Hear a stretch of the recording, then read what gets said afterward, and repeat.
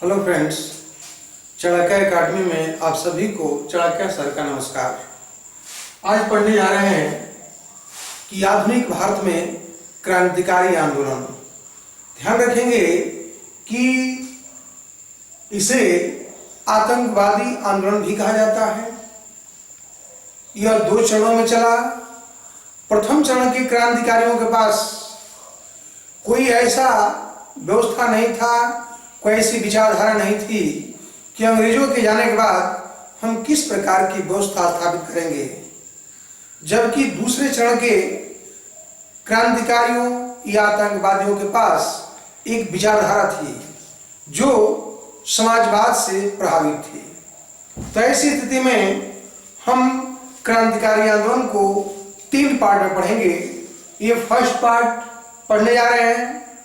तो हम देखेंगे सबसे पहले कि क्रांतिकारी आंदोलन के उत्थान का कारण क्या था।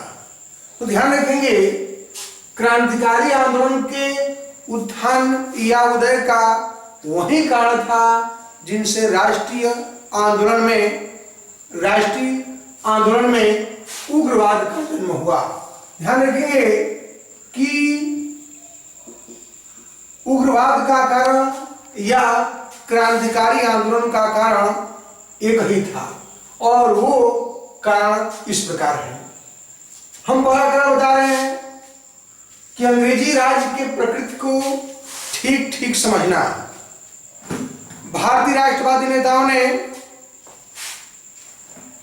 अंग्रेजी राज के प्रकृति को ठीक ठीक समझा और अपने अध्ययनों व विश्लेषण के आधार पर इस निष्कर्ष पर पहुंचे कि भारत के गरीबी का मूल कारण ये ब्रिटिश राज है। जैसे एम.जी. रनाडे, महादेव गोविंद रनाडे,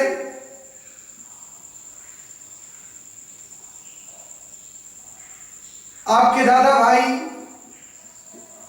नौरोजी, आर.सी.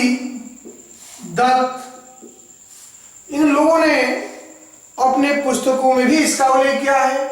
आप जानते हैं कि एम.जी. रनाडे की पुस्तक है essay in Indian economic, essay in India economic. उसी तरह दादा भाई नौरोजी की पुस्तक है कि India poverty and British rule in India. इसी प्रकार आर.सी. दत्त की है कि इकोनॉमिक हिस्ट्री ऑफ इंडिया।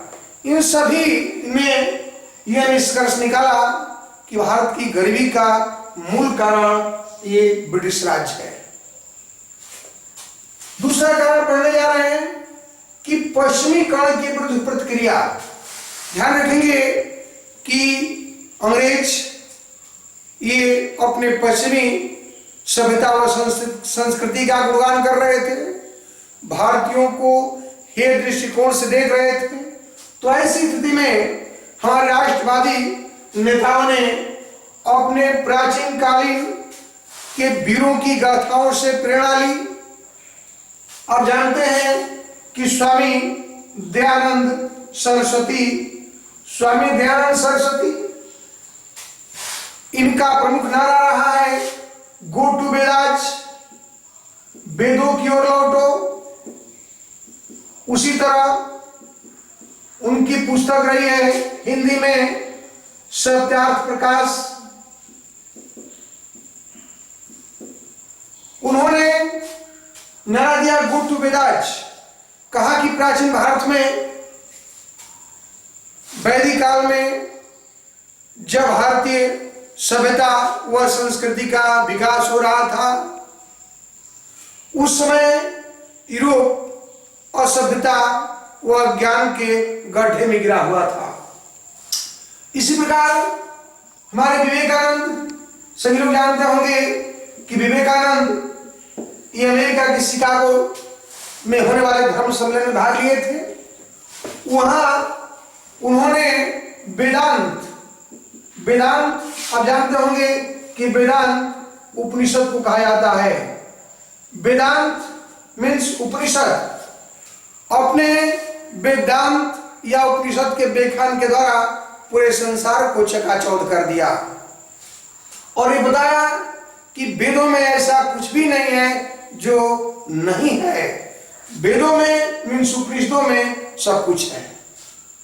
उसी तरह एक अन्य कारण है, क्रांतिकारी आंदोलन का एक अन्य कारण है कांग्रेस की उपलब्धियों से असंतोष। कांग्रेस की उपलब्धियों से असंतोष। आप जानते हैं कि कांग्रेस की स्थापना 1885 से 1905 का प्रथम चरण है। कांग्रेस का इतिहास 3 चरणों से गुजरा है। अपने प्रथम चरण में कांग्रेस उदारवादियों के नेतृत्व में रही।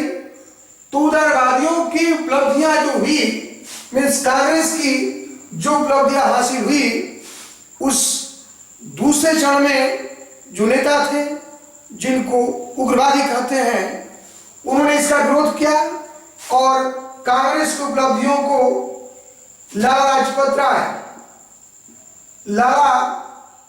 लाजपत राय जिनकी पुस्तक अनहैप्पी इंडिया है, लाजपत राय ने कहा कि हमें 20 वर्षों के अथक प्रयास के बाद हमें रोटी के बजाय पत्थर मिला। इसी तरह हमारे अरविंद घोष ने कहा था कि कांग्रेस क्षय रोग से मरने ही वाली है। इसी तरह हमारे बाल गंगाधर तिलक, बीजी तिलक ने कांग्रेस को चापलूसों का सम्मेलन, प्रश्न पूछा गया है, कांग्रेस को चापलूसों का सम्मेलन तथा उनके वार्षिक सम्मेलन को छुट्टियों का मनोरंजन कहा और साथ में यह भी कहा कि अगर हम वर्ष में एक बार मेढक की तरह टर्राएंगे तो उसे कुछ भी हासिल होने वाला नहीं है। मीन्स उग्रवादियों ने कांग्रेस के प्रथम चरण में जो भी उपलब्धियां प्राप्त हुई थी उसे यह साबित किया कि कांग्रेस अभी तक कुछ भी नहीं पाई हुई है। तो कांग्रेस की उपलब्धियों से भी भारतीय राष्ट्रवादी या जनता असंतुष्ट थे। उसी तरह अगला कारण है संवैधानिक साधनों में अविश्वास। ध्यान रखेंगे कि ब्रिटिश सरकार ने भारत के संचालन के लिए, प्रशासन को सुधारने के लिए बहुत से अधिनियम नियम बनाए, बहुत से इंडियन काउंसिल एक्ट आए थे, लेकिन भारतीयों ने महसूस किया कि ये सारे प्रावधान, ये सारे विधान केवल ब्रिटिश राज की सुरक्षा और उसकी आर्थिक वृद्धि के लिए किया जा रहा है। इसलिए भारतीयों ने संवैधानिक साधनों में अविश्वास व्यक्त किया था। अगला कारण, लास्ट कारण है कि प्राकृतिक प्रकोप से उत्पन्न कठिनाइयां।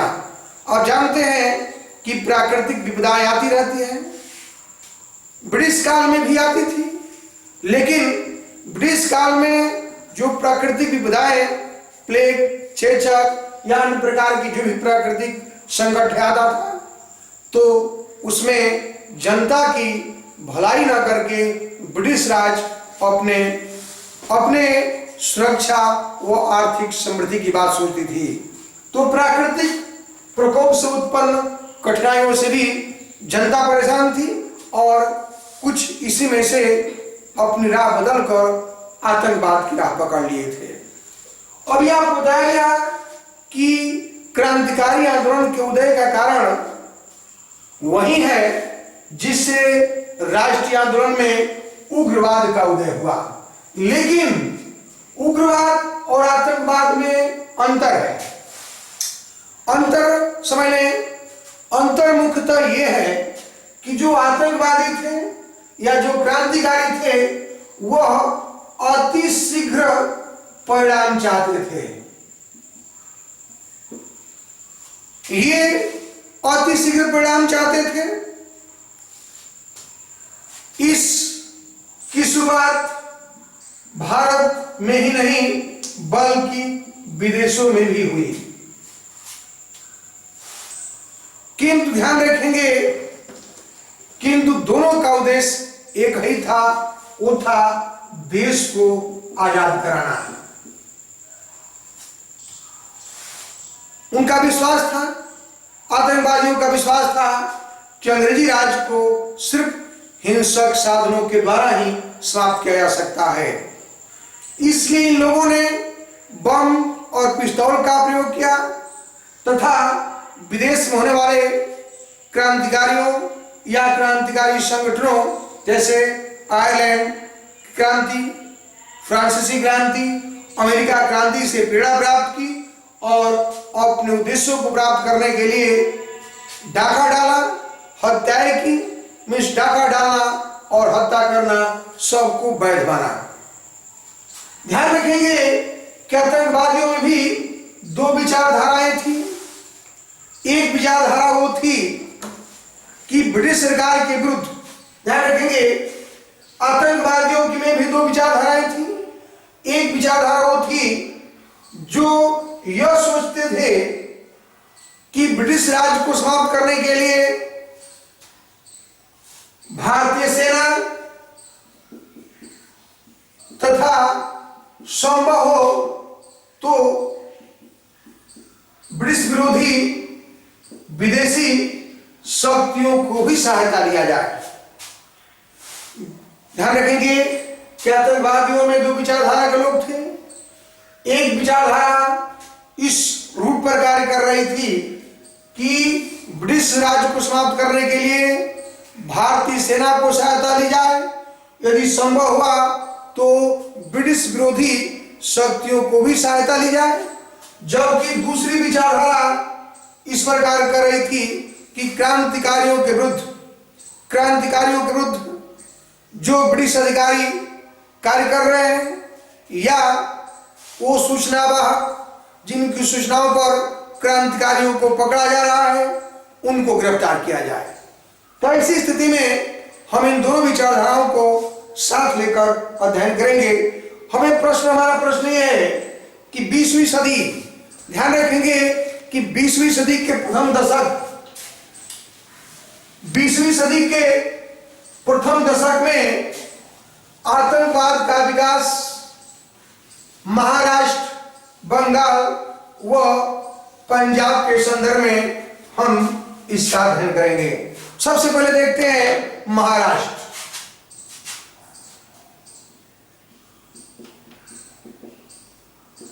ये महाराष्ट्र के संदर्भ में हम आतंकवाद पढ़ने जा रहे हैं। ध्यान रखेंगे कि पूना जिला के महाराष्ट्र में पूना जिला के चितपावन ब्राह्मण व शिवाजी के पेशवाओं के वंशज बीजी तिलक बाल गंगाधर तिलक ने राष्ट्र प्रेम बढ़ाने के लिए गणेश महोत्सव तथा शिवाजी महोत्सव शुरू किया था। गणेश महोत्सव की शुरुआत 1893 में, जबकि शिवाजी महोत्सव का शुभारंभ 1895 में हुआ था। लेकिन महाराष्ट्र में क्रांतिकारी आंदोलन की शुरुआत चापेकर बंधुओं द्वारा हुई। चापेकर बंधु, ध्यान रखेंगे कि दो थे, एक बालकृष्ण और दूसरा दामोदर। ये चापेकर बंधुओं द्वारा हुई थी। चापेकर बंधुओं ने 1899 में एक गुप्त संगठन व्यायाम मंडल गठन किया था। नाम के लिए व्यायाम था, लेकिन वास्तव में यहाँ पर एक क्रांतिकारी उत्पन्न किया रहे थे। तो चापेकर बंधुओं ने 1899 में व्यायाम मंडल की स्थापना की थी। ध्यान रखेंगे, ये प्रश्न कई बार पूछा गया है। जब महारानी विक्टोरिया की भारत में डायमंड जुबली, हीरक जयंती मनाई जा रही थी, उसी दिन इन चापेकर बंधुओं ने पूना के कमिश्नर और प्लेग समिति के अध्यक्ष रैंड और उनके सहयोगी एरेस्ट की हत्या कर दी। ध्यान रखेंगे कि 22 जून 1897 में ये पूना के कमिश्नर की हत्या की गई थी और यही प्लेग समिति के अध्यक्ष भी थे। और इसे ही भारत में प्रथम राजनीतिक हत्या माना जाता है। कई बार पूछा गया है, प्रथम राजनीतिक हत्या माना जाता है। और इसी को सिडनी रॉलेट ने अपनी रिपोर्ट में मिस रॉलेट एक्ट में आतंकवाद का प्रथम विस्फोट कहा गया है। आतंकवाद का प्रथम विस्फोट सिडनी रॉलेट ने अपनी रिपोर्ट में कहा है। तो ध्यान रखेंगे कि सापेकर बंधुओं को इस हत्या के जुर्म में फांसी दे दी गई और लोकमान्य तिलक ने जब चापेकर बंधुओं द्वारा किए गए कार्य की चापेकर बंधुओं द्वारा अरेस्ट वारंट की हत्या की तुलना शिवाजी द्वारा अफजल खां की हत्या से की तो बीजी तिलक को 18 माह का जेल हुआ। हम पढ़ेंगे कि इसी संदर्भ में पढ़ेंगे शिवाजी। ध्यान रखेंगे कि महाराष्ट्र के सदर में ही एक अन्य राष्ट्रवादी नेता श्यामजी कृष्ण वर्मा, ये श्यामजी कृष्ण वर्मा यहां से बहुत प्रश्न पूछे जाते हैं। ये गुजरात के काठियावाड़ के निवासी थे। कैम्ब्रिज विश्वविद्यालय से इन्होंने वकालत किया हुआ था और लंदन में ही इन्होंने भारत स्वशासन समिति का गठन किया था। 1905 में इन्होंने भारत स्वशासन समिति गठन किया था, इंडियन होम रूल सोसाइटी। कई बार प्रश्न पूछा गया है। यह संस्था लंदन में थी। लंदन में ही इन्होंने होम रूल सोसाइटी का गठन किया था और इसी संस्था के द्वारा ये द सोशियोलॉजिस्ट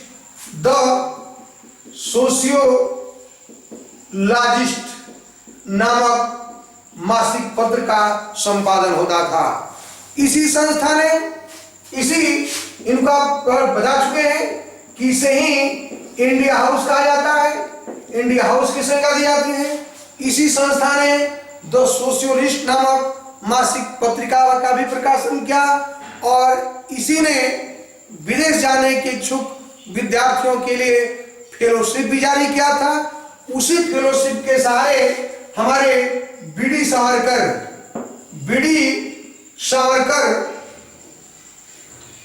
जिनको वीर सावरकर भी कहा जाता है, वीर सावरकर विनायक दामोदर सावरकर भी लंदन गए थे। इसके अलावा मदनलाल ढींगरा तथा लाला हरदयाल भी इसी फेलोशिप के सहारे गए और भारत स्वशासन समिति के सदस्य बने थे। थोड़ा सा बात करते हैं बीडी सावरकर। ये बीडी सावरकर 3 भाई थे, गणेश, नारायण और विनायक।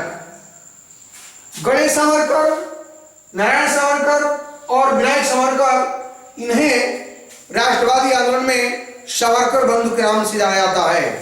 ध्यान रखेंगे कि तीनों के तीनों क्रांतिकारी थे। बीडी सावरकर के द्वारा ये मित्र मेला नामक संगठन बनाया गया था।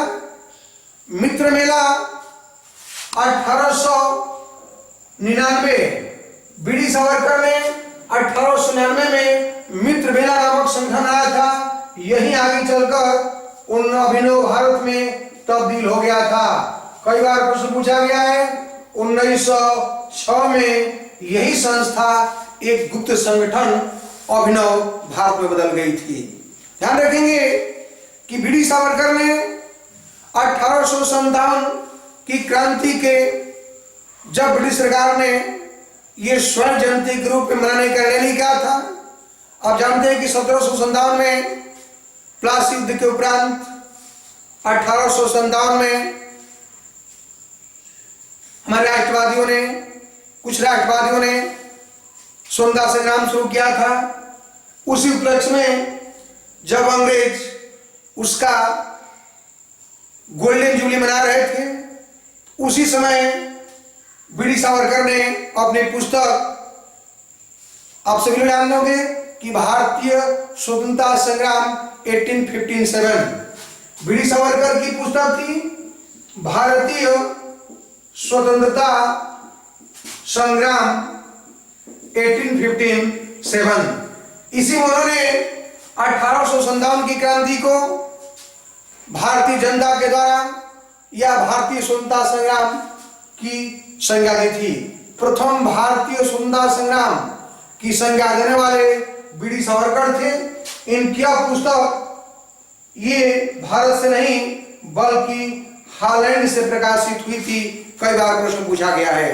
ध्यान रखेंगे कि उनके भाई गणेश सावरकर को जब आधारहीन आरोप लगाकर आजीवन कारावास की सजा हुई, आजीवन कारावास की सजा हुई, तो इसके लिए दो प्रमुख अधिकारियों को अभिनव भारत ने हत्या करने का योजना बनाया।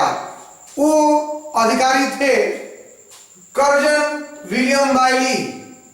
कई बार प्रश्न पूछा गया है, ध्यान रखेंगे। कर्जन विलियम वाइली और दूसरा थे नासिक के डीएम मिस्टर जैक्सन। ये दो मुख्य अधिकारी गणेश सावरकर पर आरोप लगाने हेतु, आजीवन कारावास दिलाने हेतु उत्तरदायी थे। इसलिए अभिनव भारत संस्था ने इन दो प्रमुख अधिकारियों कर्जन विलियम वाइली और मिस्टर जैक्सन को हत्या करने की योजना बनाई। कर्जन विलियम वाइली ये लंदन में इंडिया ऑफिस में ये रणनीतिक सहायक के पद पर नियुक्त थे। इनकी लंदन में हत्या मदन लाल ढींगरा ने कर दी। मदन लाल ढींगरा, ध्यान रखेंगे कि वह अमृतसर निवासी इंजीनियरिंग का छात्र था। 1909 में दोनों घटनाएं घटी थी। तो कर्जन विलियम वाइली को लंदन में मदन लाल ढींगरा ने गोली मार दी। इसी प्रकार नासिक के डीएम मिस्टर जैक्सन को कन्हाई ने हत्या कर दी। और ध्यान रखेंगे कि यही घटना नासिक षड्यंत्र, कई बार प्रश्न पूछा गया है, नासिक षड्यंत्र के नाम से जानी जाती है। और इस नासिक षड्यंत्र में 33 राष्ट्रवादी नेताओं, आतंकवादी नेताओं को गिरफ्तार किया गया, जिसमें 3 को फांसी हो गई थी। और इसी नासिक षड्यंत्र में हमारे बीडी सावरकर, वीर सावरकर को भी गिरफ्तार किया गया। वीर सावरकर को इस केस में, नासिक षड्यंत्र केस में, ये 50 वर्ष की काले पानी की सजा हुई। और काले पानी की सजा देकर इन्हें सेलुलर जेल, ध्यान रखेंगे सेलुलर जेल, अंडमान निकोबार, इन्हें सेलुलर जेल भेज दिया गया, जहां बाद में मीन्स 1937 में जेल से रिहा हुए थे। ये महाराष्ट्र के संदर्भ में थोड़ा सा एक बार आपको रिपीट करना चाहते हैं कि महाराष्ट्र के संदर्भ में, कि महाराष्ट्र में ये बीजी तिलक ने राष्ट्र प्रेम जगाने के लिए शिवाजी एवं गणेश महोत्सव शुरू किया था। किंतु महाराष्ट्र में क्रांतिकारी गतिविधियों की शुरुआत चापेकर बंधुओं द्वारा की गई थी। चापेकर बंधुओं के द्वारा 1896-97 में व्यायाम मंडल का गठन किया गया था। और जब महारानी विक्टोरिया की हीरक जयंती, डायमंड जुबली मनाई जा रही थी, उसी समय इन चापेकर बंधुओं के द्वारा ये प्लेग समिति के अध्यक्ष और पूना के कमिश्नर रैंड और उनके सहयोगी एरिस्ट की हत्या कर दी गई थी, जिसे आतंकवाद, भारत में आतंकवाद की प्रथम घटना, प्रथम राजनीतिक हत्या या सिडनी रॉबर्ट के अनुसार आतंकवाद का प्रथम विस्फोट कहा गया है। ध्यान रखेंगे कि यद्यपि चापेकर बंधुओं को फांसी हुई, तिलक ने जब इस हत्या की तुलना शिवाजी द्वारा अफजल खां की हत्या से की तो उन्हें भी 18 माह की सजा हुई थी। इसी संदर्भ में ये श्याम जी कृष्ण वर्मा का उल्लेख करना चाहते हैं। श्याम जी कृष्ण वर्मा मूलतः गुजरात के काठियावाड़ के निवासी थे। वो कैम्ब्रिज विश्वविद्यालय से वकालत किए हुए थे। उन्होंने लंदन में इंडियन होम रूल सोसाइटी अर्थात 1905 में भारत सुशासन समिति का गठन किया, जिसे प्रायः इंडिया हाउस की संज्ञा दी जाती है। इसी संस्था ने द सोशियोलॉजिस्ट, प्रश्न दोनों पूछे गए हैं, द सोशियोलॉजिस्ट नामक मासिक पत्रिका भी प्रकाशित किया था और विदेश जाने वाले इच्छुक भारतीयों के लिए फेलोशिप भी जारी किया था। इसी फेलोशिप के सहारे हमारे बीडी सावरकर, मदनलाल ढींगरा, लाला हरदयाल लंदन गए थे और इंडिया हाउस के सदस्य बने हुए थे। बीडी सावरकर की थोड़ा सा उल्लेख करते हैं कि विनायक दामोदर सावरकर, वीर सावरकर भी कहा जाता है। ये 3 भाई थे, गणेश, नारायण और विनायक, जो भारतीय इतिहास में सावरकर बंधु के नाम से जाने जाते हैं। तीनों के तीनों क्रांतिकारी थे। बीडी सावरकर से पूछा जाता है कि इन्होंने भारतीय सुंदर संग्राम 1857 एक पुस्तक लिखी थी जो हालैंड से प्रकाशित हुई थी, जिसमें उन्होंने 1857 की क्रांति को प्रथम स्वतंत्रता संग्राम की संज्ञा दी थी। ध्यान रखेंगे कि उनके भाई गणेश सावरकर को जब आधारहीन आरोप लगाकर आजीवन कारावास की सजा हुई तो इनकी संस्था अभिनव भारत ने, ये वही अभिनव भारत है जो एक गुप्त संगठन था, मित्र मेला, जिसका गठन 1899 में हुआ था। अभिनव भारत बदल गया था 1906 में। तो अभिनव भारत ने इसके लिए उत्तरदायी 2 अधिकारियों को मारने की, हत्या करने का निश्चय किया। वो अधिकारी थे लंदन में इंडिया ऑफिस में राजनीतिक सहायक के पद पर नियुक्त वीर कर्नल विलियम बाइली, जिसकी हत्या लंदन में मदनलाल ढींगरा ने किया था। मदनलाल ढींगरा एक अमृतसर निवासी एक इंजीनियरिंग का छात्र था। उसी प्रकार नासिक के डिस्ट्रिक्ट मजिस्ट्रेट मिस्टर जैक्सन की हत्या कन्हई ने की थी और यही हत्या नासिक षड्यंत्र के नाम से प्रसिद्ध है। 1909 कई बार पूछा गया है। नासिक षड्यंत्र में 33 लोग गिरफ्तार किए गए, जिनमें 3 की फांसी हुई थी और 33 में ही आपके बीडी सावरकर थे। बीडी सावरकर पर आरोप लगाया गया। उन्हें 50 वर्ष की काले पानी की सजा देकर सेल्युलर जेल अंडमान निकोबार भेज दिया गया, जहां 1938 में इनकी रिहाई हुई थी। मैं इसको फर्स्ट पार्ट को समाप्त करता हूं और सेकंड पार्ट के साथ पुनः आपके समक्ष उपस्थित होगा। उम्मीद है कि आप इसे लाइक, शेयर और कमेंट अवश्य करेंगे। धन्यवाद।